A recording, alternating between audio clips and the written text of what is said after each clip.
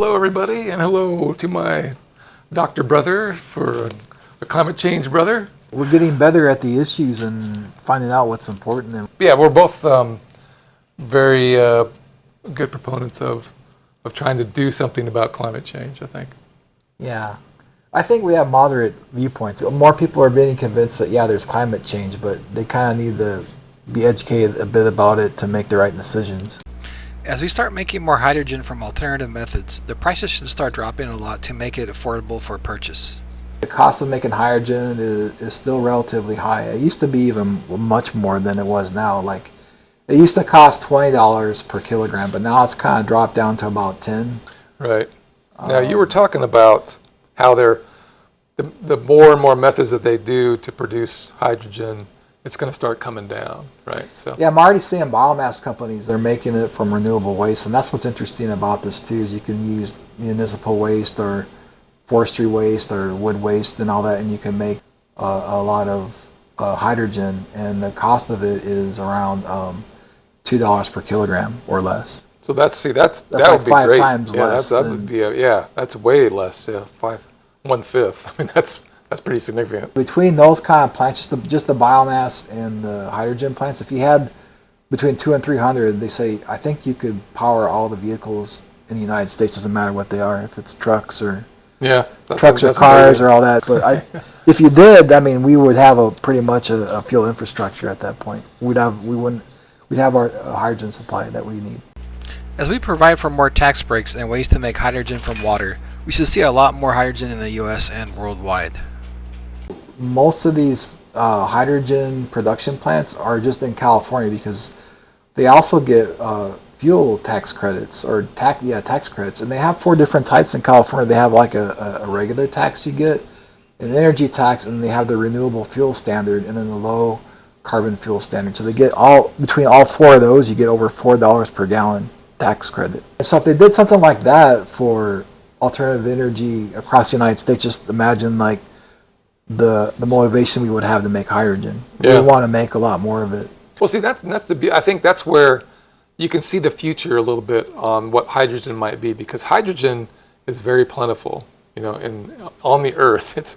It's the most common element, most abundant element we have on the Earth, apparently. So we'll be hard pressed to run out of hydrogen, okay, if we use it from now until a millennia from now, because it goes back into water, and then we can just recycle it again.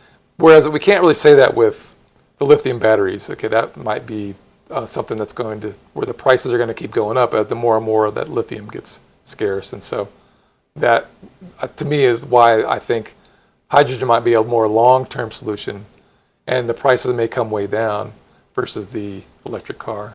Producing hydrogen from nuclear plants at off-peak hours would be a very viable option for making it.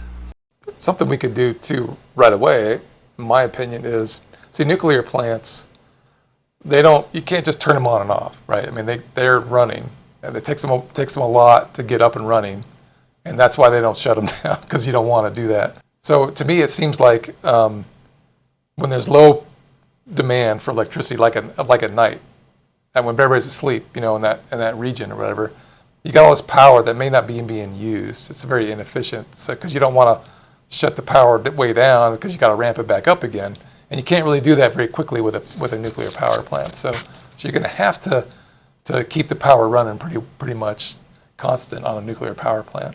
During the low peak times, you could set up a hydrogen production facility right near the nuclear power plant and make a bunch of hydrogen almost for free. I mean, that's wouldn't be free, but it would be a very low cost, because you got a lot of power that's you're going to be able to use more efficiently at that point.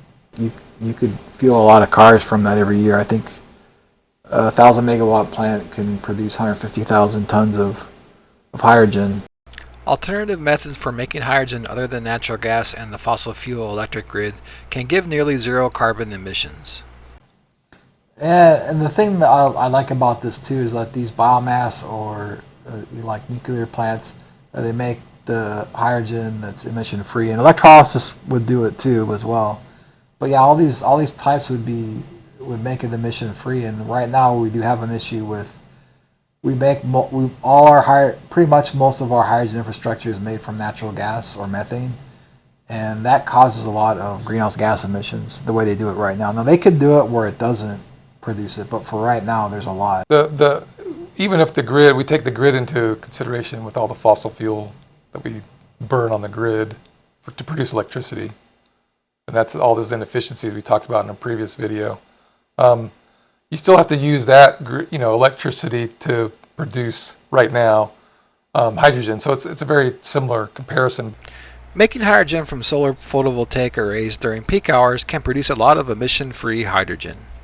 We could maybe set up, just electric solar arrays, to produce hydrogen, during the peak hours, and you would have to have a hook up to anything. You just produce a big plant that just does nothing but have solar arrays on it, just to produce hydrogen from like the 4 to 6 hours of peak times, during the day, something like that. I mean, that would be a very low polluting, low greenhouse gas emitting way to do it. Until next time, we'll bring you the facts as we see them, and you can decide how to take these in and implement these things. All right. Excellent.